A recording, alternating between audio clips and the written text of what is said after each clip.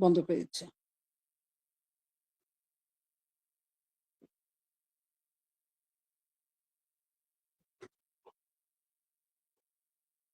কি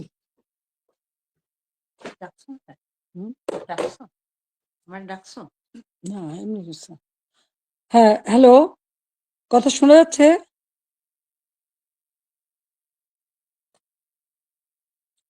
বিসমিল্লাহির রহমানির রহিম। আমি আমাদের ছাত্র সমাজের প্রতি আমি আমার শুভেচ্ছা জানাই, আর বিশেষ করে ছাত্রলীগের সকল নেতা কর্মী যারা যেখানে আছে দেশে বিদেশে সকলকে আমি শুভেচ্ছা জানাচ্ছি। আসসালামু আলাইকুম এবং আদাব। সকলের জন্য আমার দোয়া আশীর্বাদ। বাংলাদেশ একটা ক্রান্তি লগ্নের মধ্য দিয়ে চলছে। বাংলাদেশকে নিয়ে যেন একটা ধ্বংসের খেলা শুরু হয়েছে। যে বাংলাদেশটা সারা বিশ্বের কাছে উন্নয়নের রোল মডেল ছিল, উন্নয়নের বিস্ময় ছিল, সেই বাংলাদেশের আজকে চরমভাবে ধ্বংস করে আজ একটা জঙ্গি সন্ত্রাসীদের দেশ হিসেবে পরিণত করা হয়েছে। এটাই হলো সবথেকে দুর্ভাগ্যের বিষয়। আগস্ট মাস আমাদের শোকের মাস। সেই আগস্ট মাসেই আবার এদেশের মানুষের অধিকার কেড়ে নেওয়ার জন্য যে চক্রান্ত করা হয়েছে তার শিকার আজকে সমগ্র দেশ। এদেশের বাংলাদেশের কৃষক, শ্রমিক, ছাত্র, জনতা, সরকারি ও অসরকারি কর্মকর্তা কর্মচারী থেকে শুরু করে কেউ রেহাই পাচ্ছে না। পুলিশ বাহিনী কেউ রেহাই পাচ্ছে না। এদের ধ্বংসের খেলা আর রক্তের খেলা আজকে বাংলাদেশকে ক্ষত বিক্ষত করে দিচ্ছে। তোমাদের মনে আছে 2018 সালে ছাত্রদের একটা কোটা আন্দোলন শুরু হয়। আমি তো সে আন্দোলন আমি তাদেরকে কিছুই বলিনি, বরং কোটা বন্ধ করে দিয়েছিলাম, তাদের দাবি পূরণ করেছিলাম। এরপরে মুক্তিযোদ্ধা কয়েকটা পরিবার একটা কোর্টে মামলা করে, তার একটা রায় হয়। সেই রায়ের যখন কোটা আবার চালু করে, আমরা সরকারের পক্ষ থেকেই রিট করে সেটা স্থগিত করে দিই। প্রকৃতপক্ষে আর কোটা আন্দোলন বা কোটা ইস্যুটাই ছিল না। কিন্তু এটা যে কোটা আন্দোলন ছিল না, এটা যে ছিল একটা ভিন্ন ষড়যন্ত্র, সেটা আমি বারবার বলেছি। এটা ছিল সেই একজন ক্ষমতার লোভী, তার মেটিকুলাস ডিজাইনের একটা অংশ। সেই অংশ হিসেবে সে ছাত্র হত্যা করেছে, জনগণকে হত্যা করেছে, আওয়ামী লীগের নেতাকর্মী হত্যা করেছে, পুলিশ হত্যা, সাংবাদিক হত্যা, সাংস্কৃতিক কর্মী হত্যা, সারা দেশটাকে ক্ষত বিক্ষত করা, অর্থনীতিকে ধ্বংস করা। আমাদের মহান নেতা জাতির পিতা বঙ্গবন্ধু শেখ মুজিবুর রহমান তার জীবনটাকে উৎসর্গ করেছেন বাংলার জনগণের জন্য। সেই ছাত্র জীবনে যখন পাকিস্তানি শাসকরা আমাদের মাতৃভাষায় কথা বলার অধিকার কেড়ে নেয়, তারই প্রতিবাদ তিনি করেছিলেন। ঢাকা বিশ্ববিদ্যালয়ে তিনি আইন বিভাগের ছাত্র ছিলেন। আর এই প্রতিবাদ করবার জন্যই তিনি বাংলাদেশ ছাত্রলীগ প্রতিষ্ঠা করেন 1948 সালের 4 জানুয়ারি। এবং বাংলাদেশ ছাত্রলীগ, তমদ্দুন মজলিস সহ আরো কয়েকটি প্রগতিশীল রাজনৈতিক দল নিয়ে ভাষা সংগ্রাম পরিষদ গঠন করেন। সেই ভাষা আন্দোলনে আমাদের যারা শহীদ হয়েছেন, আমি তাদের আজকে স্মরণ করি। সালাম, বরকত, জব্বার যারা জীবন দিয়েছেন, রক্তের অক্ষরে বলে গেছেন, আমরা মায়ের ভাষায় কথা বলতে চাই। আর এই আত্মত্যাগের মধ্য দিয়ে আমাদের যাত্রা শুরু। ধাপে ধাপে জাতির পিতা বঙ্গবন্ধু শেখ মুজিব এই বাংলাদেশের জনগণকে স্বাধীনতার চেতনায় উদ্বুদ্ধ করেন এবং তারই নেতৃত্বে আমরা পেয়েছি স্বাধীনতা, পেয়েছি মুক্তিযুদ্ধে বিজয়। আমি জাতির পিতা বঙ্গবন্ধু শেখ মুজিবুর রহমানের প্রতি শ্রদ্ধা জানাচ্ছি। শ্রদ্ধা জানাই জাতীয় চার নেতার প্রতি, 30 লক্ষ শহীদের প্রতি, 2 লক্ষ মা বোনের প্রতি। মুক্তিযোদ্ধাদের জানাই সশ্রদ্ধ সালাম। একটা যুদ্ধবিধ্বস্ত দেশের দায়িত্বভার নিয়েছিলেন বঙ্গবন্ধু শেখ মুজিব। মাত্র 3 বছর 7 মাসের মধ্যে সে যুদ্ধের ভয়াবহতা কাটিয়ে ওঠেন।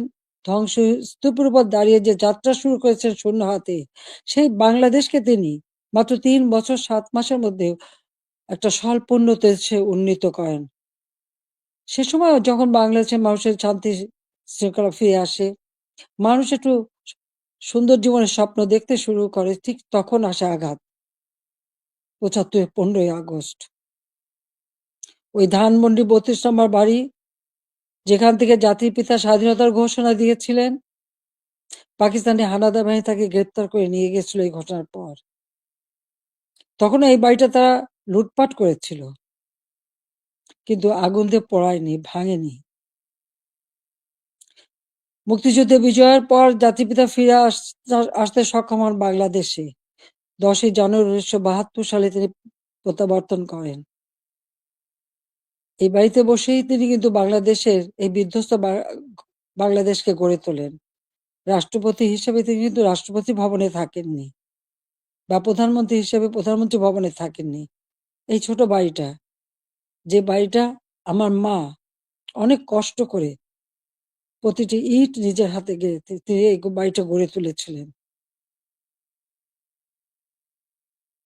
ওই বাড়িতেই 15ই আগস্ট আমার বাবা জাতির পিতা বঙ্গবন্ধু শেখ মুজিবকে হত্যা করা হয়।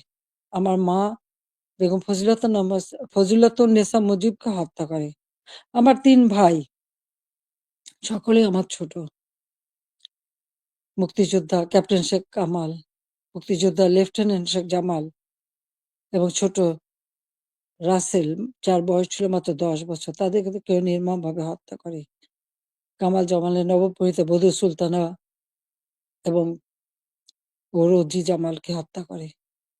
আমার একমাত্র চাচা শেখ আবু নাসের, তিনিও মুক্তিযোদ্ধা, পঙ্গু ছিলেন। ঘাতকের নির্মম বুলেটের আঘাতে তিনিও জীবন হারান। রাষ্ট্রপতির মিলিটারি সেক্রেটারি ছুটে এসেছিলেন ব্রিগেডিয়ার জামিল উদ্দিন, তাকে হত্যা করে। পুলিশ অফিসার সিদ্দিকুর রহমানকে হত্যা করে। একই সাথে যুবনেতা শেখ ফজলুল হক মনিকে হত্যা করে। তার অন্তঃসত্ত্বা স্ত্রী আরজুমনি, তাকেও হত্যা করে।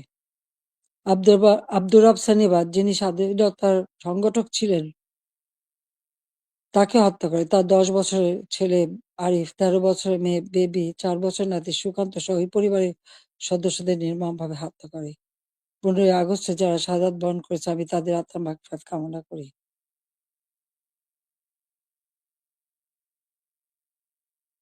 বাংলাদেশের ইতিহাসের সাথে ছাত্রলীগের ইতিহাস জড়িত। জাতির পিতা বঙ্গবন্ধু শেখ মুজিব বলেছিলেন, ছাত্রলীগের ইতিহাস বাংলাদেশের ইতিহাস। প্রতিটি সংগ্রাম, মুক্তিযুদ্ধে ছাত্রলীগের অবদান রয়েছে। ৭৫-এর পর গণতান্ত্রিক অধিকার প্রতিষ্ঠার জন্য যে সংগ্রাম করি, সেখানেও শহীদের তালিকায় ছাত্রলীগের সংখ্যাটাই বেশি। বারবার আঘাত এসেছে, একের পর এক কূপ হয়েছে, হত্যা, কূপ, ষড়যন্ত্রের রাজনীতি শুরু হয়েছে। সেখান থেকে বাঙালি জাতিকে উদ্ধার করে আমরা এদেশে গণতন্ত্র প্রতিষ্ঠা করি। ১৫ই আগস্ট আমার ছোট বোন রেহানা আর আমি বিদেশে ছিলাম বলে বেঁচে গিয়েছিলাম। ৬টি বছর প্রবাসে আমরা কাটাই। এরপর আমি সুযোগ পাই বাংলাদেশে ফিরে আসতে, বলতে গেলে অনেকটা জোর করে ফিরে আসি। যে দেশে আমার পিতামাতার ঘাতকের দল, যাদেরকে ইন্ডেমনিটি দেওয়া হয়েছিল, তাদের বিচার করা যাবে না। অর্থাৎ আমি একজন মানুষ হিসেবে আমার বাবা, মা, ভাইয়ের বিচার চাইতে পারবো না। সেই বিচারহীনতার সংস্কৃতি ছিল বাংলাদেশে। যে দেশে গণহত্যা চালিয়েছিল পাকিস্তান হানাদার বাহিনী, গ্রামের পর গ্রাম জ্বালিয়ে পুড়ে ছারখার করেছিল। মা বোনদেরকে ধরে নিয়ে ক্যাম্পে রেখে দিনের পর দিন পাশবিক অত্যাচার করত। সেই যুদ্ধাপরাধী যাদের বিচার জাতিপিতা শুরু করেছিলেন, তাদেরকেও কিন্তু ছেড়ে দেওয়া হয়, মুক্তি দেওয়া হয়েছিল তখন। সেই অবস্থায়ও কিন্তু আমি দেশে ফিরে এসেছিলাম একটা প্রত্যয় নিয়ে, যে আদর্শ নিয়ে, যে চেতনা দিয়ে বাংলাদেশ স্বাধীন হয়েছে। যে চেতনা নিয়ে বাংলাদেশ স্বাধীন হয়েছে, সেই মুক্তিযুদ্ধের চেতনাকে বাস্তবায়ন করা।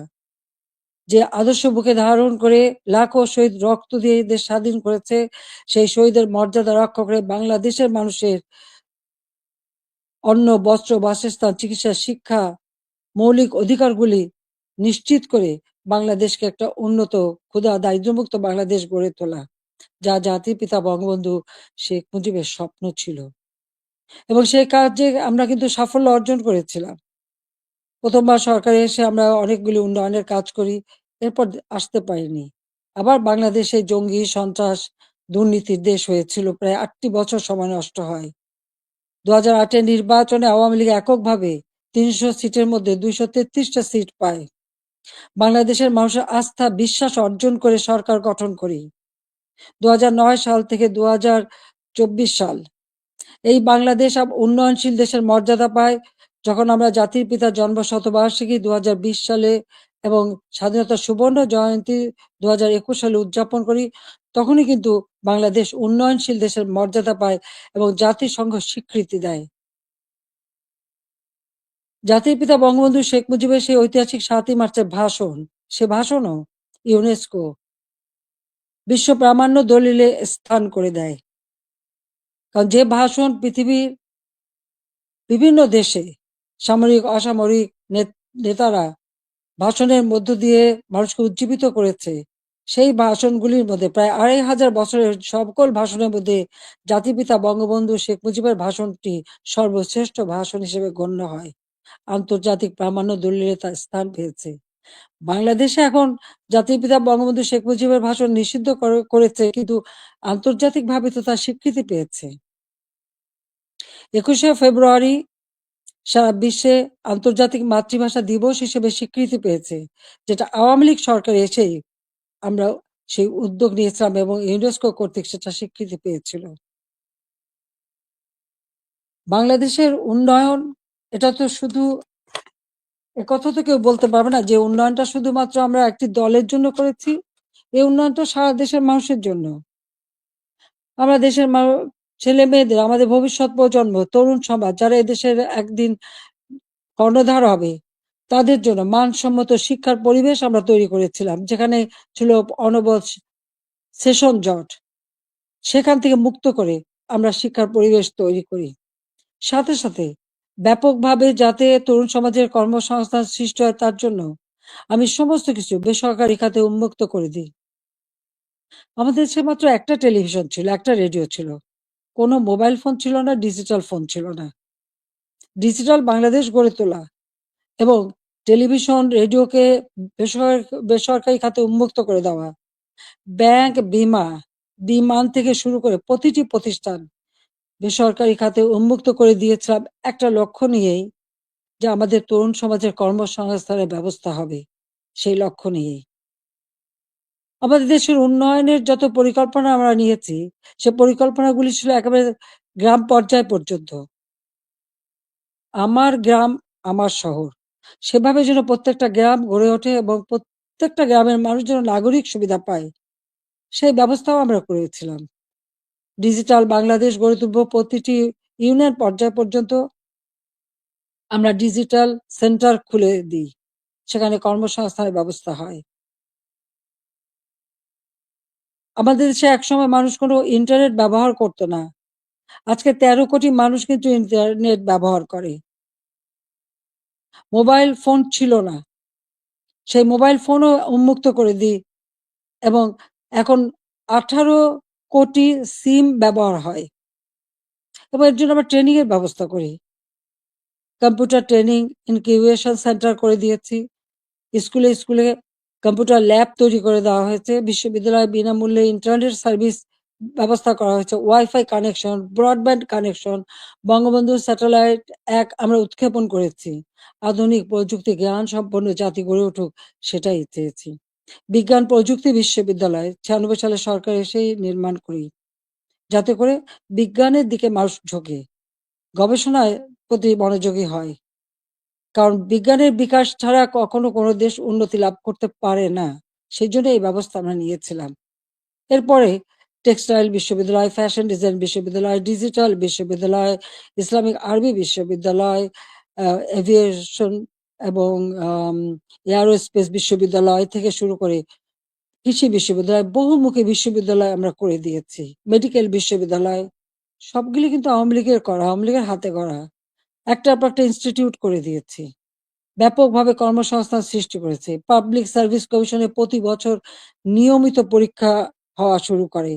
ছেলেমেয়েরা যথাযথভাবে মেধার ভিত্তিতেই কিন্তু চাকরি পেয়েছে, কাজ পেয়েছে। কর্মসংস্থান ব্যাংক প্রতিষ্ঠা করে দিয়ে, যেখান থেকে বিনা জামানতে ঋণ নিয়ে সবাই যেন কাজ করতে পারে, কর্মসংস্থান ব্যবস্থা যাতে হয়। ব্যাপক হারে যেন বিদেশি বিনিয়োগ আসে, সেই সুযোগ আমরা সৃষ্টি করে দিই এবং সেই বিনিয়োগ এসেছে। ২০০৯ সালে সরকার এসে আমি প্রেক্ষিত পরিকল্পনা প্রণয়ন করি ২০১০ থেকে ২০২১। এটার লক্ষ্য ছিল বাংলাদেশকে আরো উন্নত করা, বাংলাদেশের মানুষের জীবন মান উন্নত করা, আধুনিক বিশ্বের সঙ্গে যাতে তাল মিলিয়ে চলতে পারে সেই ব্যবস্থা করা, এবং সেটাই আমরা কিন্তু করেছিলাম। আজকে আমাদের এটা বললে চলবে না যে মুক্তিযুদ্ধ, জাতির পিতা বঙ্গবন্ধু শেখ মুজিবের অবদান এবং গণতন্ত্র প্রতিষ্ঠার সংগ্রাম, এর সব কিছুই কিন্তু আমাদের আন্দোলন সংগ্রামের ফসল। জাতির পিতা বঙ্গবন্ধু শেখ মুজিব যদি এদের স্বাধীন না করতেন, তাহলে আমরা কোথায় থাকতাম? পাকিস্তানের একটা প্রদেশ। পাকিস্তান আমলে একজন বাঙালি কিন্তু সেক্রেটারি হতে পারেনি। একজন বাঙালি কিন্তু মেজর জেনারেল পর্যন্ত যেতে পারেনি, মাত্র মেজর হিসেবে থাকতে পারত।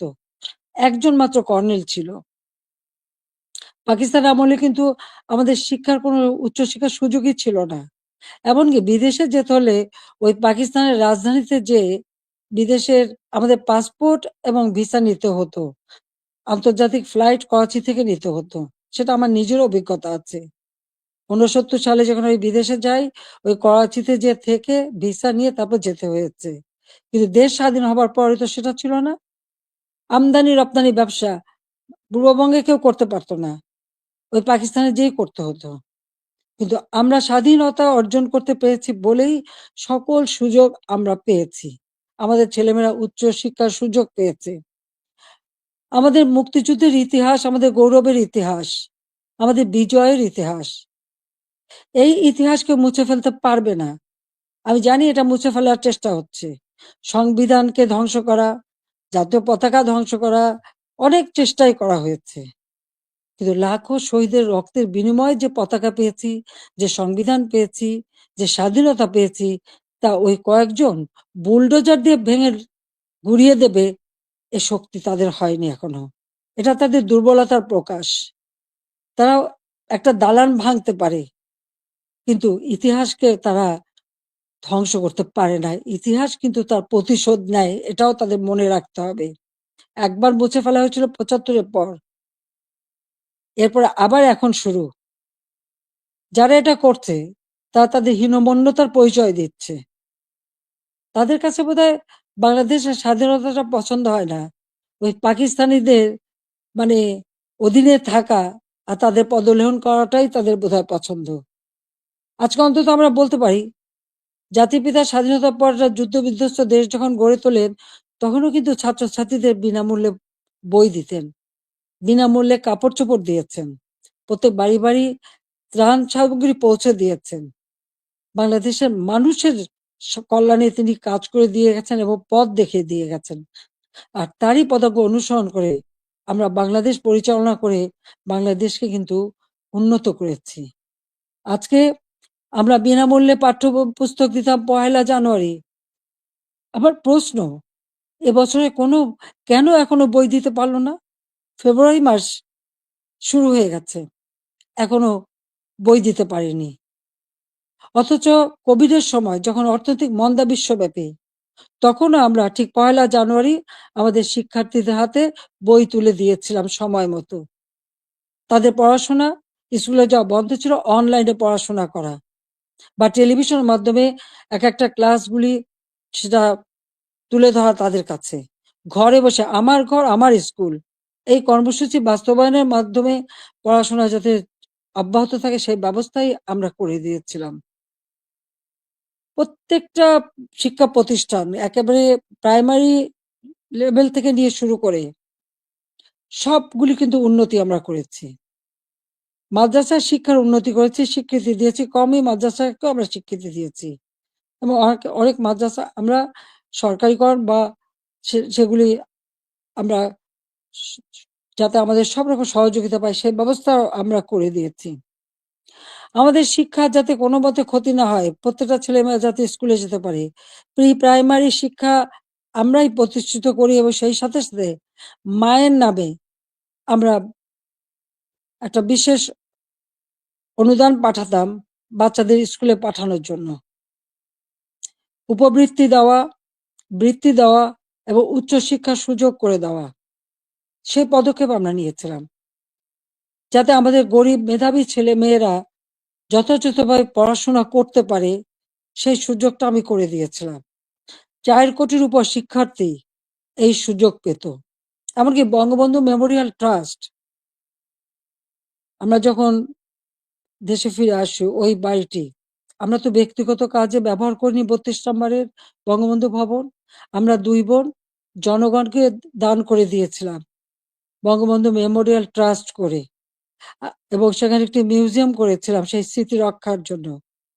আর সেই ট্রাস্টের মাধ্যমে ছাত্রছাত্রীদের আমরা বৃত্তি দিতাম, কম করে হলেও ৫০০ টাকা, উপরে ২০০০ টাকা। মেডিকেল ইঞ্জিনিয়ারিং পর্যন্ত যারা পড়তো সকলের জন্য এই বৃত্তি উন্মুক্ত ছিল। ১৮০০ শিক্ষার্থীকে আমরা বৃত্তি দিতাম। তাছাড়া অনেক দুস্থ এবং গ্রেনেড হামলা আহত নিহত পরিবার, তাদেরকে মাসোহারা দিতাম। কোভিডের সময় এই বঙ্গবন্ধু মেমোরিয়াল ট্রাস্ট থেকেই ৫ কোটি টাকা দিয়ে আমি ফান্ড করে দিয়েছিলাম প্রাইম মিনিস্টার অফিসে। যেখান থেকে কোভিডে যারা আক্রান্ত তাদের সহযোগিতা করা। আমরা ভূমিহীন গৃহহীনদের ঘরবাড়ি করে দিই। বঙ্গবন্ধু মেমোরিয়াল ট্রাস্ট থেকে ৫ কোটি টাকা দিয়ে আমি বিশেষ তহবিল গঠন করে দিই। যেখানে জমি পাওয়া যেত না, সেই জমি ক্রয় করে ভূমিহীন গৃহহীন মানুষকে ঘরবাড়ি করে দেওয়া। যাদের ঠিকানা ছিল না, তাদের আমি ঠিকানা দিয়েছিলাম। এমনকি এই আশ্রয়ণ প্রকল্পের থেকে পুলিশের চাকরিও পেয়েছে আমাদের অনেক ছেলে-মেয়ে। কারণ তাদের ঠিকানা হয়েছিল। আগে তাদের ঠিকানা ছিল না। ৫৮ টা জেলা ভূমিহীন গৃহহীন মুক্ত করেছিলাম। আমাদের লক্ষ্য ছিল যে আমরা সমগ্র জেলায় কোনো মানুষ ভূমিহীন গৃহহীন থাকবে না, সকলের একটা মর্যাদা থাকবে। ঢাকা শহরে বস্তিবাসীর জন্য আমি ফ্ল্যাট বাড়ি নির্মাণ করে সেখানে তাদের থাকার ব্যবস্থা ভাড়া ভিত্তিক। বস্তিতে যে ভাড়া দিত সেই ভাড়া দিয়েই যা থাকতে পারে সেই ব্যবস্থা করেছি। আমাদের দেশের যারা সুইপার, হরিজন, দলিত শ্রেণী তাদেরকে ফ্ল্যাট বাড়ি নির্মাণ করে দিয়েছি। এবং আমাদের বেদে, কুষ্ঠরোগী, হিজড়া প্রতিটি অনগ্রসর যারা তাদের জন্য বিনামূল্যে ঘর এবং তাদের জীবন জীবিকার ব্যবস্থা আমরা করে দিয়েছি। বাংলাদেশে আমি যখন ৯৬ সালে সরকার গঠন করি মাত্র ১৬০০ মেগাওয়াট বিদ্যুৎ ছিল। আমি ৪৩০০ মেগাওয়াটে উন্নীত করেছিলাম। কিন্তু পরবর্তীতে ৮ বছর পর যখন আবার সরকারে আসি তখন পেয়েছিলাম মাত্র ৩২০০ মেগাওয়াট। আমরা উদ্যোগ নিই, ঘরে ঘরে বিদ্যুৎ দেব, প্রতিটি ঘর আলোকিত করব। আমাদের কথা রেখেছি। প্রত্যেক ঘরে ঘরে আমরা বিদ্যুৎ পৌঁছে দিয়েছিলাম, প্রতিটি ঘর আলোকিত করেছিলাম। আমাদের লক্ষ্য ছিল যে একটি মানুষও কুঁড়ে ঘরে বাস করবে না, নিদেন পক্ষে একটা টিনের ঘরেও হলেও তাদের দেব। সেটা কিন্তু আমরা দিতে পেরেছি এবং এর পরবর্তীতে এসে সেমি পাকা ঘর আমরা দিয়ে দিয়েছি, যাতে মানুষ বাঁচতে পারে। খেলাধুলায় আরো আগ্রহী যাতে হয়, ক্রিকেট টেস্ট ম্যাচ সেটাও আমার সময় অর্জন করা এবং সেই সঙ্গে সঙ্গে তাদের ট্রেনিং করানো। ক্রিকেট, ফুটবল বা দেশীয় খেলা, হকি প্রত্যেকটা খেলার সুযোগ আমরা করে দিয়েছি এবং ছেলেমেয়ে উভয়ই সুযোগ পেত।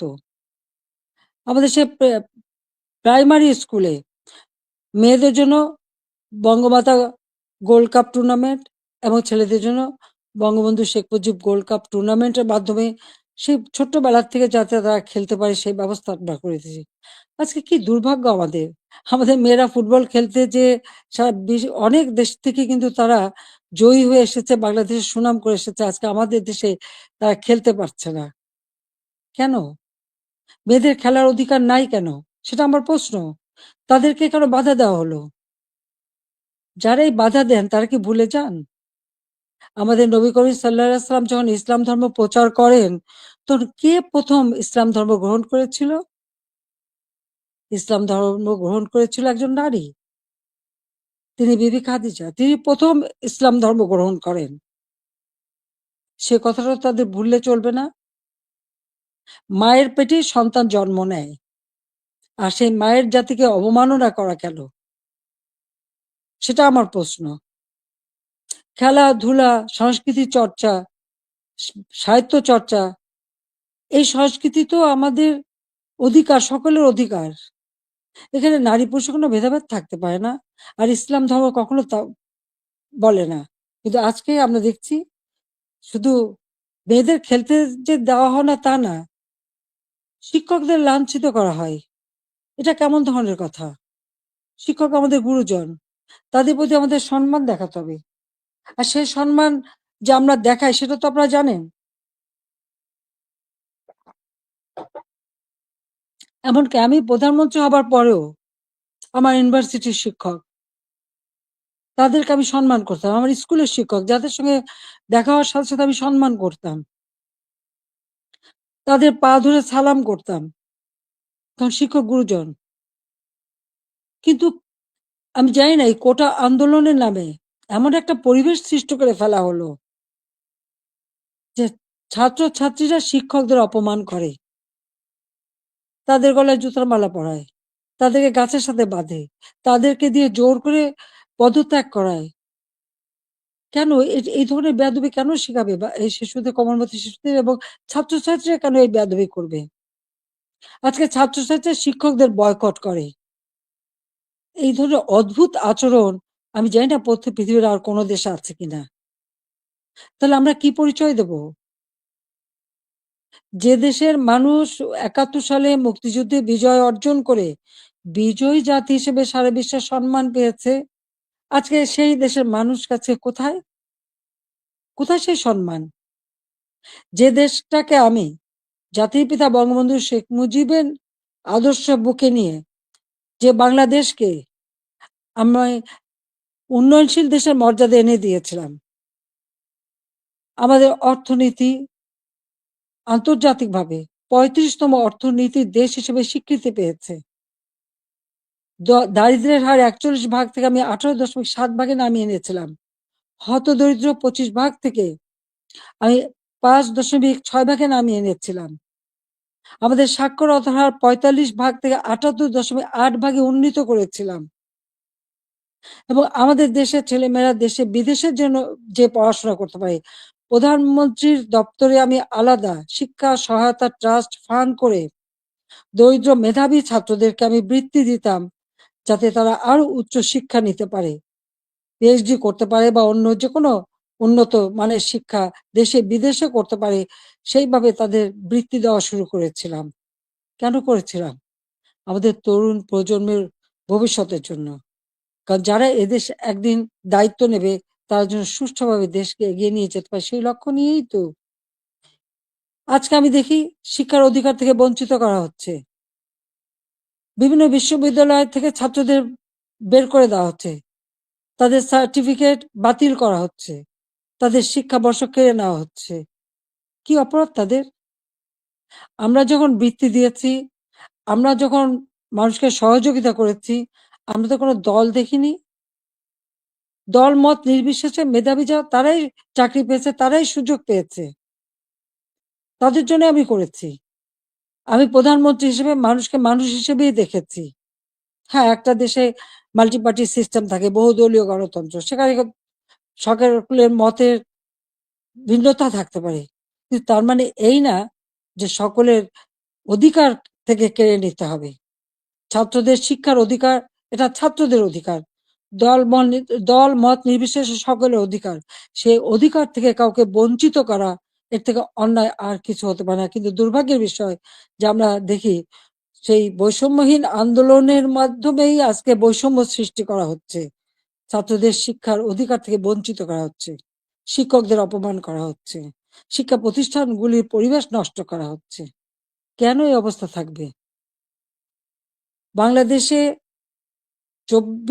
২০২৪ সালে যে ঘটনা ঘটলো, সেখানে পুলিশদের পিটিয়ে পিটিয়ে হত্যা করা, একটা অন্তঃসত্ত্বা নারী পুলিশ যে বারবার বলছে, ভাই আমাকে মারবেন না, আমার পেটে বাচ্চা। মানুষ এত অমানুষ হয় কিভাবে যে তাকে পিটিয়ে পিটিয়ে হত্যা করা হলো? আগুন দিয়ে পুলিশ ফাঁড়িতে জ্বালিয়ে দেওয়া এবং সেখানে আগুন দিয়ে পুড়িয়ে ফেলা, মানুষকে মেরে পা বেঁধে ঝুলিয়ে রাখা, ঠিক কসাইখানায় পশু জবাই দিয়ে যেমন পা বেঁধে ঝুলিয়ে রাখে, সেইভাবে তাদের ঝুলিয়ে রাখা।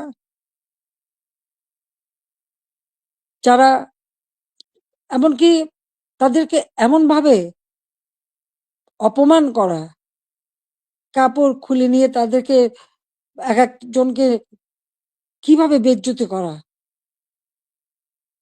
যারা এইসব ঘটনা ঘটে তাদের মধ্যে কি এতটুকু মানবিকতা নেই, এতটুকু শালীনতা বোধ নেই? কি করে একটা মানুষ এভাবে মানুষকে অত্যাচার করতে পারে? আমরা তো ১৫ বছর ৭ মাস তো ক্ষমতায় ছিলাম। এইভাবে তো আমরা কাউকে অপমান করিনি বা এভাবে দলীয়করণ আমরা করিনি। ব্যবসা বাণিজ্য আজকে কেউ করতে পারছে না। ব্যবসায়ীদের উপর অনবরত আক্রমণ, গ্রেপ্তার, কলকারখানা বন্ধ, হাজার হাজার শ্রমিক বেকার হয়ে যাচ্ছে। আজকে কৃষক চাষ করতে পারছে না, সার নেই, বিদ্যুৎ নেই, সেচ দিতে পারে না। এই অবস্থা তো বাংলাদেশের ছিল না। আমি তো এই অবস্থা রেখে আসিনি। বাংলাদেশে মানুষের খাদ্য নিরাপত্তা নিশ্চিত করেছি। উত্তরবঙ্গে মঙ্গা লেগেই থাকতো, সেখানে মঙ্গা দূর করেছি।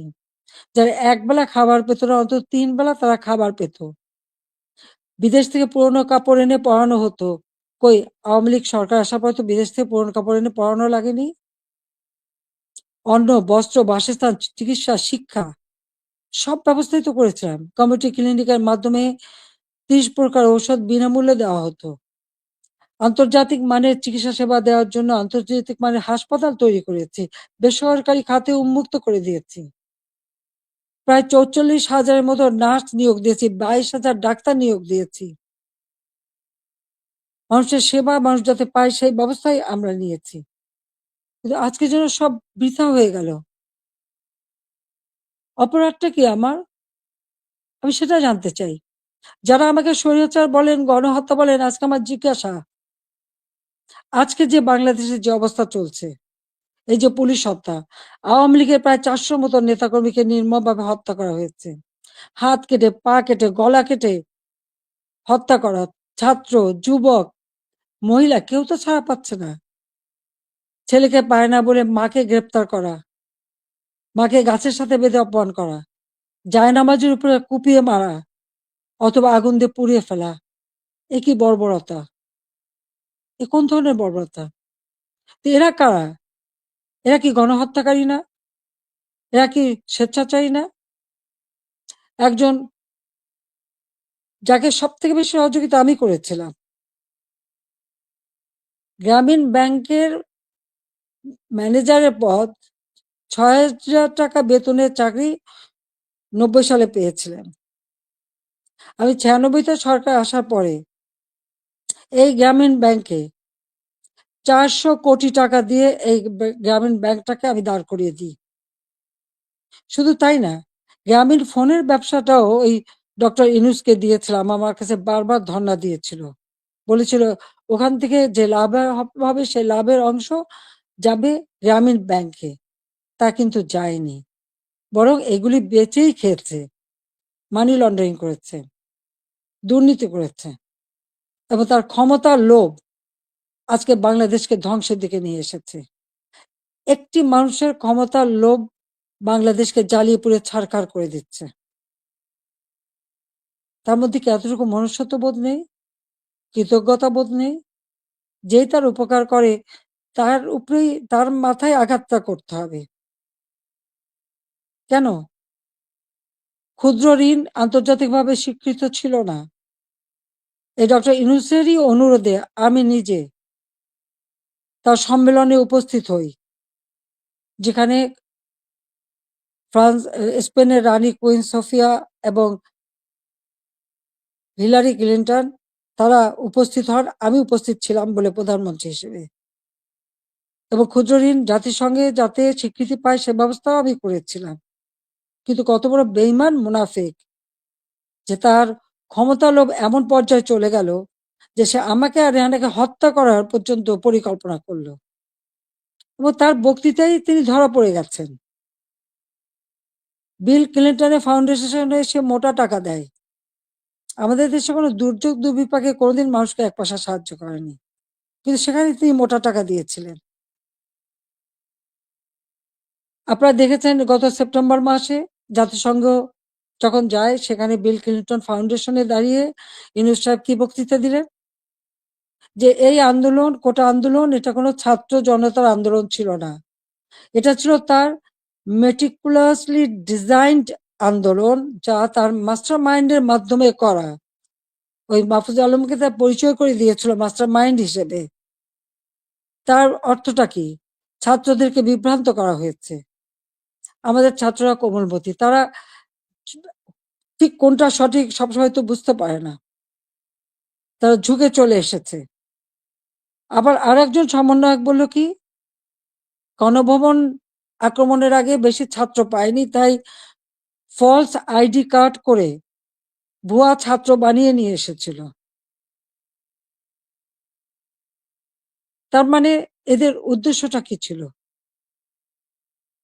আমি আজকে জাতির কাছে এটা জানতে চাই এবং জাতির কাছে আমি বলবো, 15ই আগস্ট আমরা 2 বোন বেঁচে গিয়েছিলাম, এটাই কি আমাদের অপরাধ? বাবা, মা, ভাই সব হারিয়েছিলাম। সব হারিয়েও সেই শোক ব্যথা বুকে নিয়েও ফিরে এসেছি বাংলাদেশের মানুষের কাছে। কেন? আমি দেখেছি একটার পর একটা coup হচ্ছে, মুক্তিযোদ্ধাদের হত্যা করা হচ্ছে, গণতান্ত্রিক অধিকার নেই, পেটে ভাত নেই, প্রতিনিয়ত দুর্ভিক্ষ, চারিদিকে হাহাকার। যে বাংলাদেশ জাতির পিতা স্বাধীন করেছিলেন, দুঃখী মানুষের মুখে হাসি ফোটাবেন, মানুষের ক্ষুধার অন্ন যোগাবেন, সকল মৌলিক অধিকার নিশ্চিত করবেন। সেই বাংলাদেশে প্রতিনিয়ত এই ক্ষমতার লড়াই, একটা অশান্ত পরিবেশ।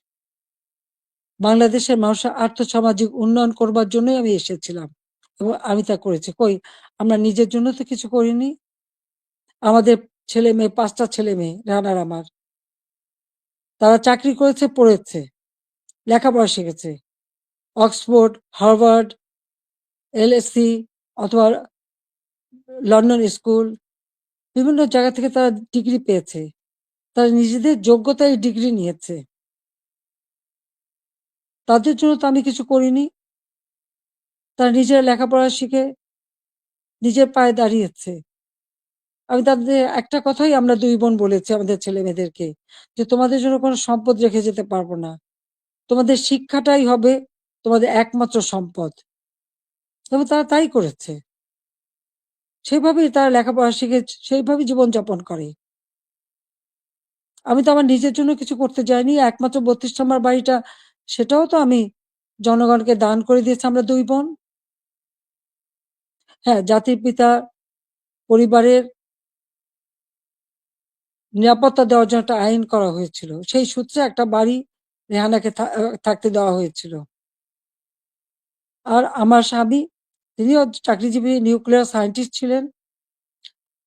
তার একটা বাড়ি ৫ নম্বরে, যেটা জয়পুতুলের। আজকে সেই বাড়িও পুড়িয়ে দেওয়া হয়েছে। রেহানার বাড়িও লুট করা হয়েছে। আর গণভবন তো সরকারি, সেটা ভাঙাচোরা, লুটপাট, ২ হাতে লুট করা হয়েছে। এমনকি ডক্টর ইউনূস নিজেই ওখানে চলে গেছেন তার সমন্বয়কদের সাথে নিয়ে, উপদেষ্টাদের সাথে নিয়ে। তিনিও বোধহয় লুটপাট করতে গিয়েছিলেন। আর ৩২ নম্বর, এটা তো আমরা কোনো ব্যক্তিগতভাবে ব্যবহার করিনি। মিউজিয়াম সারা বিশ্বের অনেক বড় বড় নেতারা এসেছেন, রাষ্ট্রপ্রধান এসেছেন, সরকার প্রধান এসেছেন, ওই বাড়ি ভিজিট করেছেন। আজকে সেই বাড়িটা ভেঙে ফেলা হচ্ছে। কেন? বাড়িটার কি অপরাধ? ওই বাড়িটাকে কেন এত ভয়? আমি দেশের মানুষের কাছে আজকে বিচার চাই। আমি দেশের জনগণের কাছে বিচার চাই। বলুন আপনারা, আমি কি আপনাদের জন্য কিছুই করিনি? আমি কি আপনাদের অন্ন, বস্ত্র, বাসস্থান, চিকিৎসার ব্যবস্থা করে দেইনি? আপনাদের ঘরে আলো জ্বালিনি? আপনাদের ছেলেমেয়ের লেখাপড়া শিক্ষার ব্যবস্থা করিনি? রাস্তাঘাট, পুল, ব্রিজ করে আপনাদের যোগাযোগের ব্যবস্থা, কর্মসংস্থানের ব্যবস্থা করে দেয়নি? তাহলে কেন এই অপমান? কেন এই বাড়িটা ভাঙা হবে? এই বাড়ি থেকে তো স্বাধীনতার ঘোষণা দিয়েছিলেন জাতির পিতা। আর স্বাধীন দেশ হয়েছিল বলেই তো আজকে বাংলাদেশ এত উন্নত হয়েছে।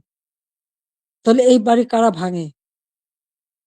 আমি আপনাদের কাছে, দেশের জনগণের কাছে এই বিচার চাই।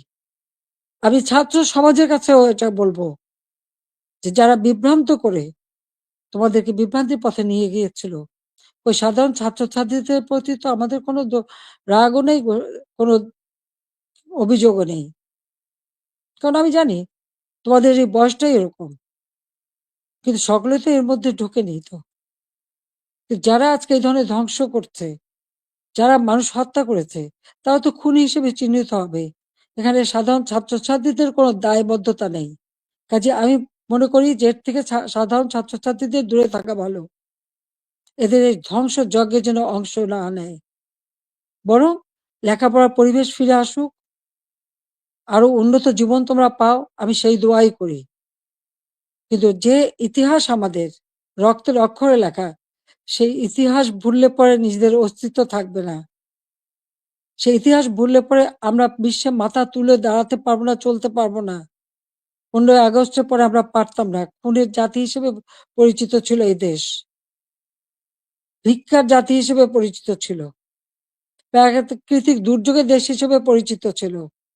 আমি সেখান থেকে বাংলাদেশকে উন্নত করে, উন্নয়নের রোল মডেল হিসেবে সারা বিশ্বে বাংলাদেশের সম্মান নিয়ে এসেছিলাম।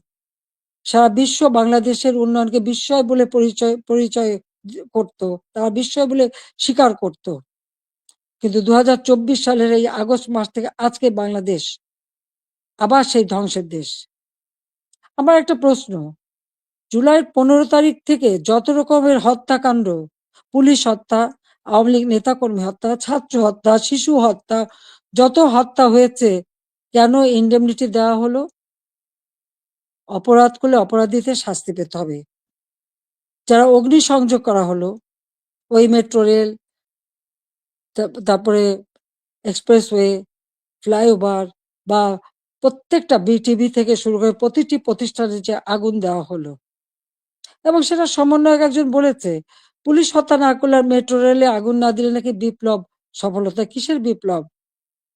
এই হত্যাযজ্ঞ ধ্বংসলীলাই কি বিপ্লব? বিপ্লবের অর্থ বোঝে? তারা নিজেরাই স্বীকার করছে, আর সেখানে তাদেরকে ইন্ডেমনিটি দেওয়া হয়েছে। অপরাধ যারা করে তারাই দায় মুক্তি পায়, আর অপরাধী তাদের বিচার কিন্তু একদিন না একদিন হবেই। এটা সকলের মনে রাখতে হবে। তো আমি আজকে এখানে ছাত্র সমাজ আছে, আমি সবাইকে বলবো অন্তত মনোযোগী হও পড়াশোনায়, নিজের পায়ে দাঁড়াও, নিজের পিতামাতাকে সম্মান করো, শিক্ষকদের সম্মান করো, নিজের শিক্ষা প্রতিষ্ঠান, এই প্রতিষ্ঠান কোনো জঙ্গিদের হাতে তুলে দিও না। এই শিক্ষার অনেক কষ্ট করেই আমরা শিক্ষার পরিবেশ এনেছিলাম, যেখানে প্রতিদিন বোমাবাজি আর অস্ত্রের ঝনঝনানি ছিল, সেখান থেকে মুক্ত করে চমৎকার পরিবেশ করে দিয়েছিলাম, কোনো সেশন জট ছিল না। কিন্তু আজকে আবার সেই সেশন জট, আজকে আবার একটা দুঃসময় যাচ্ছে। আমাদের এই তরুণ সমাজই পারে এখান থেকে পরিবর্তন আনতে। যে চেতনা নিয়ে লাখো শহীদ রক্ত দিয়েছে, সে চেতনাকে ধ্বংস হতে দিও না, তাহলে নিজেরা বিদেশেও মুখ দেখাতে পারবে না, দেশেও না। মানুষের ধিক্কার ছাড়া কিছু জুটবে না। কাজে সকলে সাধারণ শিক্ষার্থীদের বলবো, তোমরা দেশকে ভালোবাসো, দেশের মানুষকে ভালোবাসো, মানুষের কল্যাণে কাজ করো।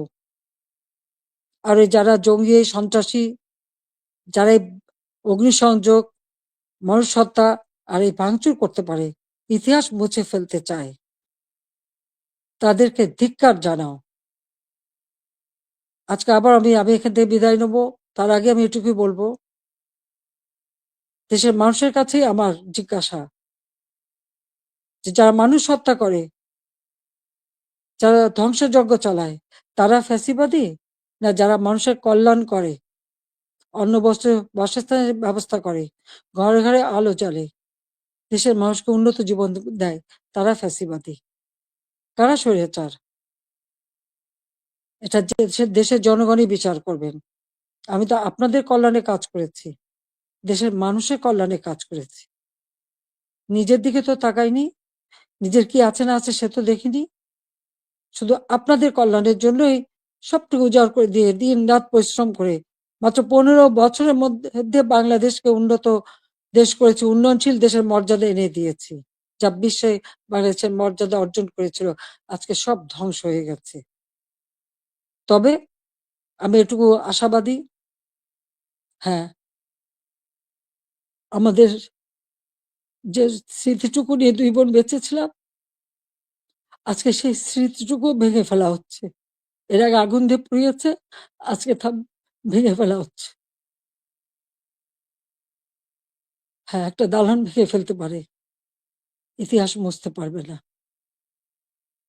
একবার ভাঙলে আবার আমরা গড়তে পারবো। এই বাংলাদেশ আবার মাথা তুলে দাঁড়াবে, বাংলাদেশের মানুষ আবার বিশ্ব দরবারে মাথা উঁচু করে দাঁড়াবে। আল্লাহ যখন বাঁচিয়ে রেখেছেন, তো নিশ্চয়ই আমার কিছু কাজ বাকি আছে, সেটুকু করার জন্য আল্লাহ বাঁচিয়ে রেখেছেন, নইলে বারবার কেন মৃত্যুর হাত থেকে বেঁচে আসবো?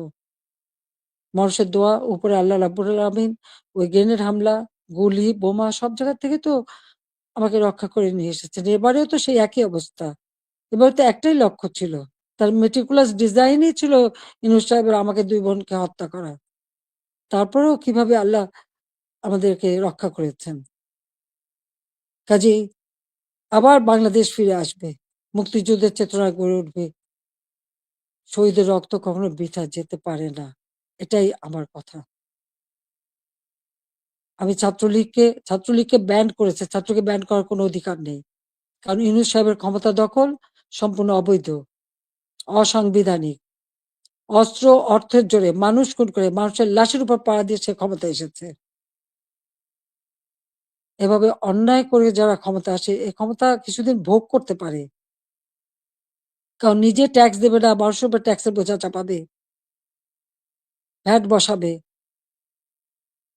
জনগণের ভাত দিতে পারবে না, পুলিশের পোশাক বদলায়, পাকিস্তানিদের পোশাকের সাথে মিলিয়ে পোশাক পরায়। কৃষক চাষ করতে পারে না, সার পায় না, সেচ পায় না, শ্রমিক কাজ পায় না, শ্রমিকদের বেকার করে দেয়। অথচ নিজের অর্থ সম্পদ ঠিকই আছে এবং অর্থ পাচার করা অব্যাহত রেখে দিয়েছে। কাজে এ অন্যায় আল্লাহ রাব্বুল আলামিনও সইবে না। এবং বাংলাদেশের মানুষকেও বলবো, আপনারাও এই অন্যায়ের প্রতিবাদ করবেন, প্রতিরোধ গড়ে তুলবেন। বাংলাদেশকে এভাবে ধ্বংস হতে দেবেন না। আমি আছি আপনাদের পাশে। আমি যত দূরেই থাকি না কেন, আমার মন আপনাদের সাথে আছে, আর আপনারা আমার মনের ভিতরে আছেন। বাংলার জনগণকে নিয়ে তো সব শোক ভুলেছিলাম। বাংলাদেশের মানুষকেই তো একটা নিজের পরিবার হিসেবে আমি নিয়েছিলাম। আর সেইভাবে নিজের ছেলে মেয়েকে স্নেহ বঞ্চিত করেছি, কিন্তু আপনাদের জন্য দিন রাত পরিশ্রম করেছি। কাজে আমি আপনাদের কাছে বিচার চাই, আর আপনাদের সহযোগিতা চাই, যে এই ধ্বংসযজ্ঞ থেকে যেন বাংলাদেশ মুক্তি পায়, এই দমবন্ধ করা পরিবেশ থেকে যেন বাংলাদেশের মানুষ মুক্তি পায়, বাংলাদেশের মানুষ যেন জীবনের নিরাপত্তা পায়, শান্তিতে চলতে পারে, সেটাই আমাদের কামনা, সেটাই আমরা চাই। কাজে আজকে যারা এই ধরনের দুর্বৃত্ত পরায়ণ করছে, এই দুর্বৃত্ত পরায়ণদের হাত থেকে, এই দুর্বৃত্তদের হাত থেকে দেশকে রক্ষা করতে হবে। তার জন্য সকলকেই ঘুরে দাঁড়াতে হবে, প্রতিরোধ গড়ে তুলতে হবে। আসুন সকলে মিলে আবার আমরা আমাদের দেশকে মুক্তিযুদ্ধের চেতনায় গড়ে তুলি। ইনশাল্লাহ 2041 সালের মধ্যে বাংলাদেশ ক্ষুধামুক্ত, দারিদ্র্যমুক্ত, উন্নত, সমৃদ্ধ, স্মার্ট বাংলাদেশ হিসেবে গড়ে উঠবে এবং সেটা আমরা করতে পারবো ইনশাল্লাহ। জয় বাংলা, জয় বঙ্গবন্ধু, বাংলাদেশ চিরজীবী হোক। ছাত্রলীগকে ধন্যবাদ আজকে এই সুযোগটা করে দেওয়ার জন্য। তোমরা ভালো থাকো, তোমাদের দোয়া করি। সেই সাথে সাথে সকল ছাত্র সমাজ, তাদের জন্য আমার দোয়া, আশীর্বাদ রইল। সবাইকে আবারও বলবো, মনোযোগ দিয়ে লেখাপড়া শেখো, দেশকে ভালোবাসো, দেশের মানুষকে ভালোবাসো, দেশের কল্যাণে কাজ করো। আমার দোয়া আশীর্বাদ সবসময় তোমাদের জন্য থাকবে। খোদা হাফেজ। জয় বাংলা, জয় বঙ্গবন্ধু।